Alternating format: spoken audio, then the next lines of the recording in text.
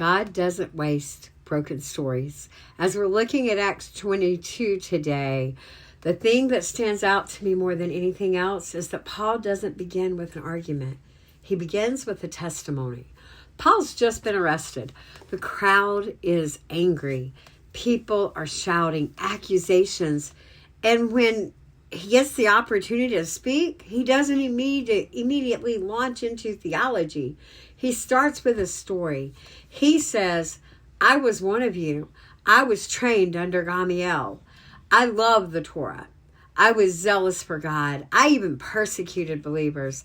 That's important because you see, Paul isn't hiding his past. He is taking ownership of it.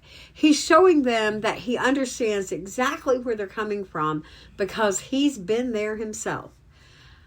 I think that's something that we need to hear today. Sometimes we think our past disqualifies us. We think if people really knew what we used to be like, the struggles that we've had, then God couldn't use us. Paul's life tells us the opposite. God doesn't waste broken stories.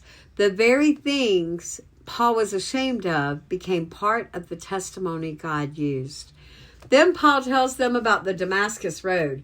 Jesus appears to him and says, Saul, Saul, why are you persecuting me? Not my followers, not my church, but me. What stands out here to me is it shows how closely Jesus identifies himself with his followers. When believers suffer, Jesus takes it personally. When believers are attacked, Jesus is too. He's not distant from our pain. He is present in it. Then we get something fascinating. Paul shares a vision he had in the temple. Jesus tells him to leave Jerusalem because the people won't receive his testimony.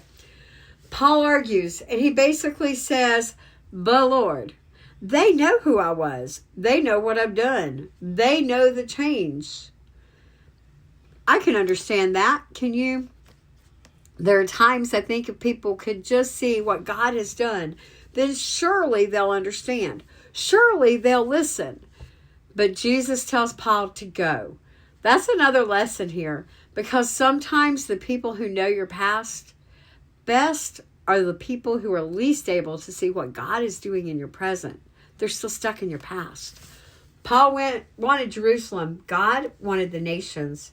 Paul wanted to stay where he was comfortable, but God was sending him where he was called. Then we see the crowd's reaction. Interestingly, they listen to everything Paul says until he mentions the Gentiles. That's where they lose it. Not because they object to Jesus, not because they object to miracles. What they object to is inclusion. The idea that God's grace extends beyond the people they think deserves it.